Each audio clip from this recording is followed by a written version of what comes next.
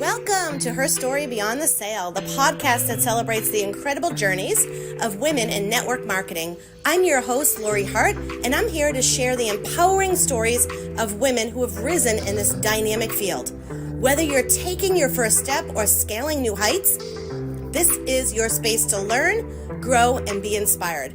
Join us as we explore the paths to financial freedom, the joy of working from the comfort of your home, and the power of breaking through barriers. Together, we'll discover how network marketing is more than just a profession. Well, hey guys, welcome back to another episode of Her Story Beyond the Sale. I am super excited to have my guest Christine here today because Christine and I actually had an opportunity. Now, let me tell you a funny story. We've never met in person. We've only met online, and we had an opportunity to chit chat quite a while ago. Like, I want to say maybe a year and a half ago. She wasn't even living on the continent. She wasn't here at all. So we tried to, we had to balance her and get her all in. And now we're on the same time zone. So this is amazing. And I'm just really looking forward to getting to know Christine again and having you guys hear her story beyond the sale, a little bit about who she is. So Christine, welcome. I'm so happy to have you. Hello. Thank you so much for having me. You're such a rock star. I love what you're doing. It's so awesome. You are such an incredible example of consistency and showing up and just going after what you want and serving the community of women business owners, network marketers. So thank you so much for thinking of me. And yes, we are back on the continent. Obviously you're new to me here. I always start I'm a wife, I'm a mom of 3 teenagers. And if there's any other midlife moms out there, it's crazy. I mean, toddler mom, crazy. And you think, oh, it's going to get easier. No, it doesn't. But I'm married to a retired chiropractor who is a transform exchange from home. So we got 2 entrepreneurs living here. I've been in network marketing for, over 10 years. And I just love it. I love it. And I started it when I had 2 little boy toddlers running around and a baby on my boob and a woman sitting across from me saying, you know what, you can lose this weight with these awesome products. And I was so desperate to lose this post-baby weight. And she said, you can also build your own business and make money doing this too. Right. And the whole idea freaked me out at first. I was like, oh my gosh, I couldn't possibly.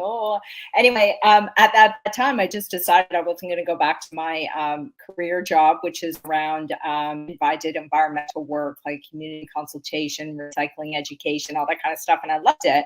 But I wanted to be a stay-at-home mom.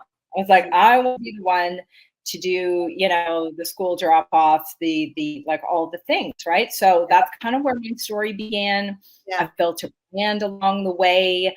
I've seen a lot of things in this industry over the years. I've worked with some incredible leaders, and it's a really fun place to live and work, right? Being able to, run your own show, not easy.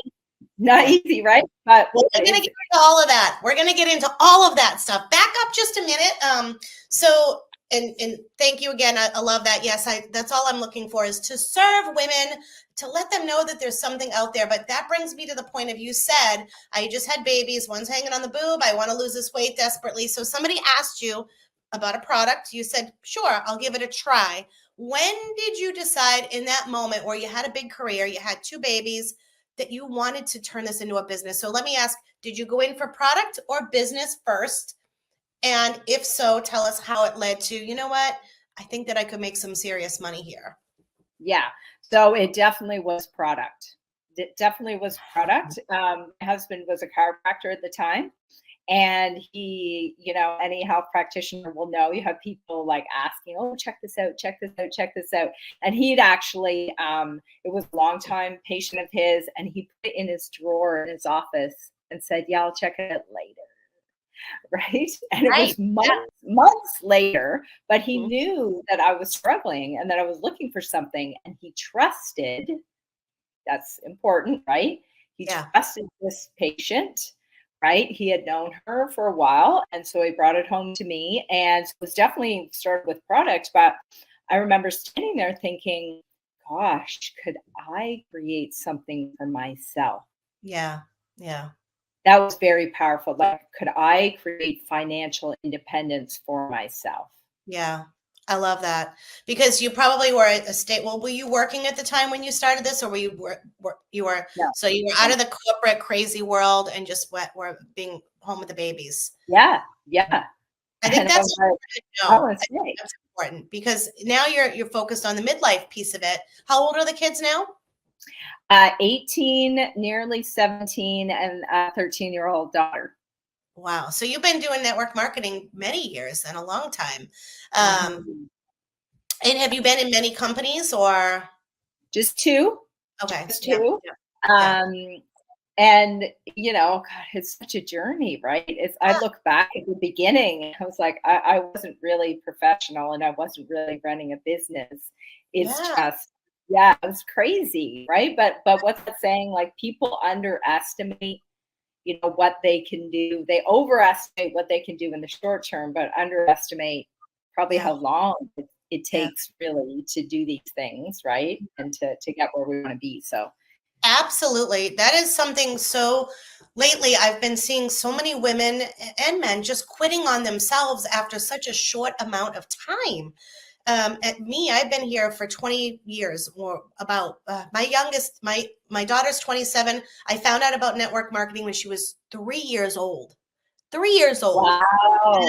was just so blown away at what people that I met and that I knew and that I liked and that I trusted were making per month. For me, it was the money that spoke. I was like, holy smokes.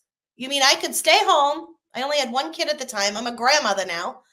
And I'm saying, and I can make that much money, be in the school pickup line, help other people. Like it's a no brainer. It's a no brainer. Did you have support from your hubby where it was his customer when you got going? Did you have support there? Because a lot of women, Yep. they don't always have that support, but I still say that's okay. Once you show them it's a real business, you'll get the support. So tell Yeah. me what it was a little bit like. Was it like, did your husband work alongside of you or did you do the first thing on your own? Well, we did actually when we started, we brought it into his practice, Mhm. into his chiropractic practice. So, which was great. So we for a few years we worked with associates there, and yeah, absolutely, he did. He always has. Yeah. Awesome. Awesome. So yeah, When yeah. you But I know that. when you Sorry. when you left your company, the first company, I wanted to speak on because it sounds like you went in pretty confidently. You had the support of your husband. It was a friend of his. Now that's not the typical. I do hear a lot of that though because in the network marketing space, there are lots of great health and wellness products, right? But you got to do your due diligence and make sure they're really as great as they say. Make sure they're Yeah. patented, all the things. But a lot of people do like to talk to chiropractors, natural health practitioners, and things like that. So it sounded like it was just like kind of a perfect marriage for you to understand and get into your first MLM, really. Yeah. When you And left it that, was, I'll just say real quick, when people are speaking to practitioners also, see, for my husband, he saw it as a financial opportunity because when you can go to a business owner who's running a traditional on the ground business with lots of expenses, rent, insurances, especially for health people in health, the health field, staff, it's huge. And you can say to somebody, look, I can show you a way to increase your bottom line within the four walls of this office yeah, without bringing on a new staff member, without taking on more work, right? That's the leverage part of it. So that was like huge yeah, for us. That's what he saw, right? So people need to keep that in mind also when they talk to business owners, right? And yeah, normally it's like, oh, it's a great product, it's a great product. Great. He or she will probably want to see science and that kind of stuff, testimonials, but if you can approach it to a business owner like that, increase your bottom line, increase your revenue hmm hmm without having to, put a whole lot of extra work in, right? yeah. Because, Oh, you know, this is yeah, so aligning with my thoughts right now. You are amazing. I'm so glad that you brought that up because there are so many people, and I love that you even talked about your husband because there are so many people that are afraid to approach natural health practitioners, chiropractors. Network marketing is an amazing business model, right? And Mm. I wouldn't say they're all open, but some are. Well, yeah. Well, we don't know, right? That's not the issue. That's never the issue. The issue is people having enough posture and confidence and being able to ask. Mhm. That's the skill. The skill here is asking. Who Yeah, cares what happens after that? exactly. That's not within my control. And who Yeah. cares? Yeah, go for Right? the dough. I love it. You Let's don't need to go. protect the outcome of anybody else's decision. You are giving it right now because I'll tell you what, so many women need to hear that, right? We don't Yeah, need to be attached to the outcome of anybody else's decision. We can only offer a solution of what we have. And when you yeah, can learn that's to it. do that with posture and confidence, listen to Christine. She knows what she's saying. When you can learn to do that with posture and confidence, you may open up a world for somebody else that is just like amazing, right? Yeah, The yeah. product you want. And it might be like 12 months from now, right? Mhm. Or 2 years from now.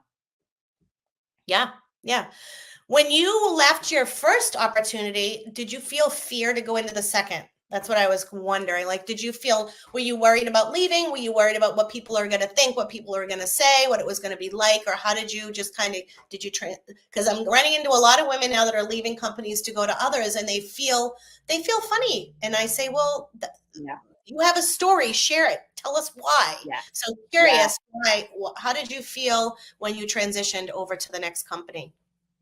It was an emotional time because I love that company Mhm. and, great company. It was like it was my introduction to this whole thing. And I was so passionate about, and and still am, but it Yeah. was like my first, like, wow, like the support was amazing. This was pre lots of social media, right? So it was like weekly events.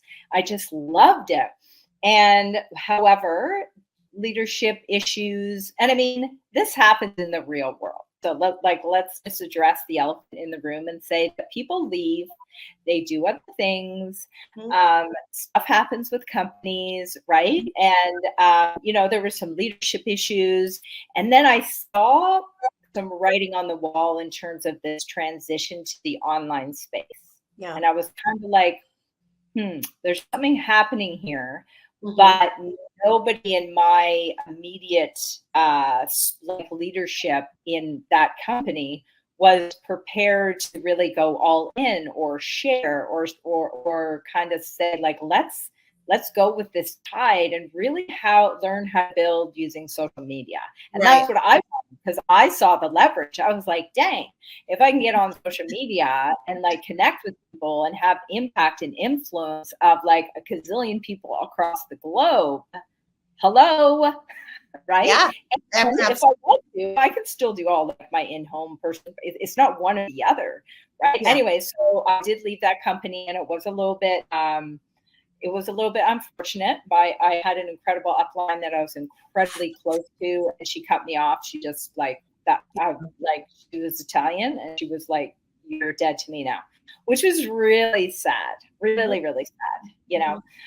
But I took it, and I thought, well, I had this epiphany, and I was so invested in this company and the people, which was great. But I Yeah. thought to myself, I am doing this for me. I'm doing this for me and my family. So I Mhm. have to do what's best for me and my family. And it sounds ridiculous, but it was like this light bulb just hit me. And I was like, hold on a second. I can Yeah. do whatever I want. I Yeah. can do whatever I want. No, I Right? love that. That's your posture and your confidence coming in. Like we worry so much sometimes as women, even men, is how we're gonna affect somebody else. But we really do have to think about our family, our immediate Mhm. needs. When you're not feeling excited about something anymore, it's dead in the water, you know? Yeah. I mean, we have integrity. Like I didn't do anything bad or nasty, No, but it no. was like I gotta go. And I remember Ray Higson saying, talking about and this is so true about this whole idea of relationships. Like Mhm. I think the same. Like, he had a big leader leave a team at some point, right? And he maintained a relationship with that person, right? And then that person came back and spent a lot of money on his coaching.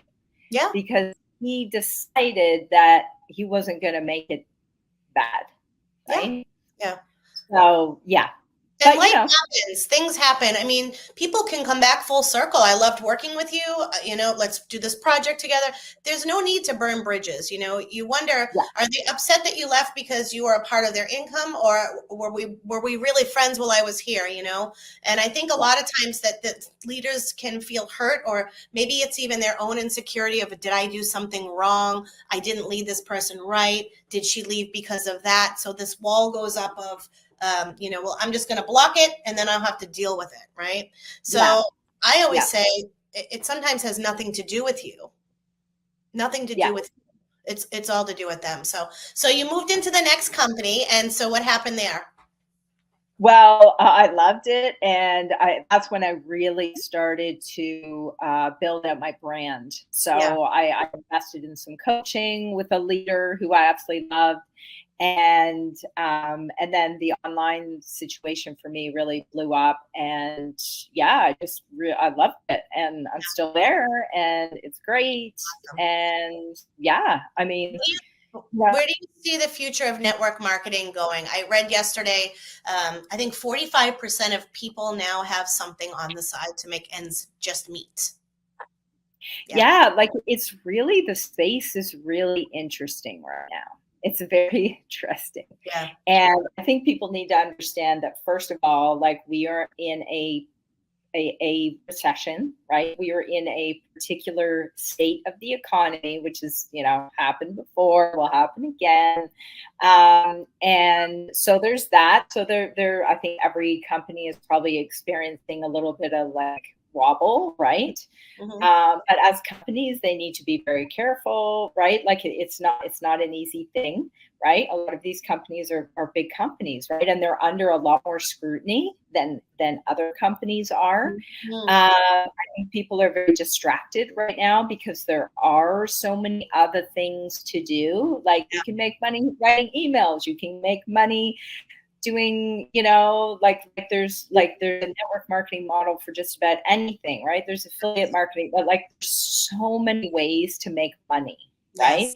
And so I think people just need to like choose and understand that, like, sure, multiple streams of income is great, but when you're ready to do that, right, you're going to dilute all your things if you can do like too many things, right? And so I don't think it's going anywhere, but I think there's a lot of companies that will have to change and adjust their models to reflect, what's going on. So there is, and there are so many ways to make money online. I think that the most important thing to do is really to trust the person that you lock arms with. Trust the person. Make sure that they have a proven track record. Make sure they've been there for a while, and make sure they know how to lead you, because everybody's led so differently. So what do you tell that woman on the couch right now that's like, I really want to have something that's my own, just like you did when you were having babies and all the things. You wanted something that was just your own, scared to death because she's so worried what her friends are going to think of her because she's joined one of those things, and so she's not making that move. What do you tell that woman? Well, gosh, first of all, it's about you and building yourself first, right? Because there's a lot of people. I'm reading that book called Worthy by Jamie Kern-Lima. Yes, what an incredible book. I've got a book club. You should join us. Yeah. Well, I was thinking about that because I'm actually writing a book. I just declared the other day I'm going to write a book. Anyway, so I like the personal development piece is the most important piece, because if you can build, and I know it sounds a bit cliche and all that, but that's really like strategy is sexy, leadership sexy sometimes, most of the time it's hard, but at the end of the day, if you build yourself, your self-worth, your confidence, your consistency and discipline to show up every day, you can't go wrong. Yeah. Your company could fall over and you use something else, but you're solid and you're, building your skills, and you're like, you got to be all in on whatever you're doing. Yeah. Right? And And how do you feel about, and this is what I typically say.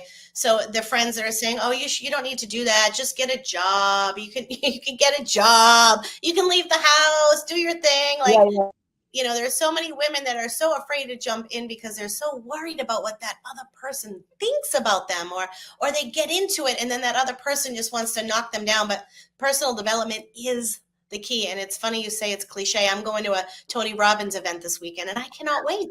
I cannot wait. It's going to be yeah, Thursday, Friday, Saturday, and Sunday, and I'm through the moon. I cannot wait to see him and yeah, hear from him and just grow and develop more. And even from yeah, the last time I talked to you, the two of us have grown so much, yeah, and there's nothing but positive space when it comes to network marketing. Um, yeah. you know, I think how a do you, lot of women just need to get over that initial fear, because once you do and you get into the culture and everything else, you're like, wow, I don't need to worry about those people, because there's all these people who see me, and understand me and are growing with me. So like the other people become less important, right? Because it's like you're the sum of the 5 people you spend time with. Right. So, and that's a great thing. I mean, at the end of the day, that's one of the reasons why I love network marketing. It's yeah, the community, right? yeah, And like 100%. 90% of people who are here, regardless of how much money they're making, that's what they love Yeah. the most. Yeah. Right? So I totally agree. Community is where it's at. I mean, you learn as you earn, or earn as you learn, right? Keep working on Mhm. yourself because you need the confidence and the posture to just be able to talk to people and approach people. Jamie Kern Lima actually came to my company's event a few months ago. I got to meet her and she's just amazing. Oh, awesome. Her story is just beyond. If you haven't read the book Believe It yet, do that one after. That was her Yeah. first book about it cosmetics. I didn't even know about it. But she went from somebody with zero confidence, somebody that had rosacea, and somebody that didn't look the perfect little skinny tiny bodied businesswoman, to a billionaire because of one sale in her cosmetic company, selling her cosmetic companies, but getting the word no, no, no, no, no over and over and over again, right? But that was Yeah. somebody that was so determined and had so much courage to go after what she believed in. So that story, her story is just amazing. And what she's doing now for women is crazy. She's become best friends with Oprah and she's going to have her own talk show. And I'm like, you go, girl, you go, girl. And she's so kind. I'm like, you are the kindest person I think I've ever Yeah. met.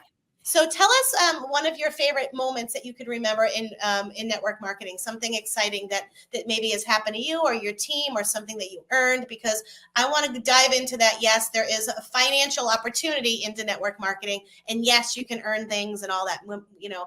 This isn't your mama's Lily Avon company anymore. Like, we can do big things as big girls with big Yeah. girl companies. So talk a little bit about that stuff. Where have you been? Like, what excites you most that you've done so far? Yeah. Oh gosh, lots of things. I mean, speaking on stage and learning how to speak well and get in the front of hundreds of people is pretty wild. And I was like, Yes. wow, Yes. I like, this is awesome. Right? I absolutely love it. I haven't for a while, I must say, but it's definitely something that I want to Love pursue. it. Yeah. I was on a reality show. I went on Ray Hayton's reality show, the Play to Win. So that was a little bit crazy. That Yeah. was, yeah. I mean, it was tough. It Yeah. was tough. It was tough. It was a learning experience. Um, but it was wild. Like, the people I met was amazing. We went to Florida like that. And that's when I was living in Australia. So, it was quite a trip. Yeah, those are probably the two things. And just the people, Yeah. just the friendships that you make. Like, when I moved back to Canada in 2022, after living in Australia, and with my first company, I built a team over there, right? And it was very Australian, sort of, I was, connected to Australia. But my second company, I was actually in a Canadian, US team. Yeah. Right. And so I really started building a network and everything over here. Mhm. And I came back where we live now, the place where my husband grew up. And so I met so many people online that I've now met in the flesh here. Yeah. I love Totally it. wild, Yeah. right? Totally wild. So yeah, I mean, and the income is great, you know, it's like, but I always say, you know, I like to say it's for us, it's always been about being able to choose. Mm-hmm. It's having the choice of saying, okay, this is how I'm going to spend my day. Yeah. Right? Having the choice is so important, right? Mhm. So like sure, you know, we can make a great income, but more important to me is having the ability to choose. Having the time freedom Yeah. is everything. Yeah. Right? That's I agree. really what it's about. Yep. Yeah. Yep. So many great points. Obviously, you need to have money to live, right? Money to survive. But having that time freedom, like I'm home right now, my grandson's sick, my daughter's in the other room. She slept over last night. I don't have to worry about being anywhere at any time. And that's what I do love. I love the community. I love having the time freedom to be able to help my team. I love being able to be available when they're available. You know, there's so much to that. And time is one of the commodities we can't get back. And it is going so fast. What do you tell the woman that is at home thinking, I could never learn social media? Because I know that a lot of women, that's what I'm dealing with now is I'm so new to this. I don't know how to make a reel. I don't know how to go on TikTok. I don't know how to, first of all, back it up. You don't have to do it all on day one. But what do you tell them as a tool? Because I've met some of my best friends, like you said, online, just online. You know, and so what do you say to them when they're almost frozen in time because they're so afraid of that piece? Yeah. And well, again, I mean, it goes back to the building the self-worth and the confidence, right? And you know, I think a lot of people are obviously afraid sometimes to put themselves out there, to put their face in front of the camera. And so, and you're right, like we don't need to build on all platforms and do all the things, right? So it's important to have a plan, right? To have a great upline or a coach, right? Who can give you some simple steps to get started on a brand, right? And we do want to build a brand so that if you change companies or something happens, right, you are not showing up on social media directly representing your product or your company. That's the job for your company. You need to build a brand, right? And behind your brand, you might just be a network marketer. You might, you know, be a network marketer with other things, whatever, right? So that's really important as well. And I mean, at the end of the day, we just need to get over our ish and just do it. Like, how else do you explain to somebody? Like, you just got to do it. And you got to be prepared to look silly, feel silly. Like, you think you look silly, but you don't. Someone's watching going, oh my God, how incredible is she? Right. And how amazing. And you're sitting there thinking, oh my God, I look stupid. Yeah. Yeah. Right. So get over your dang self.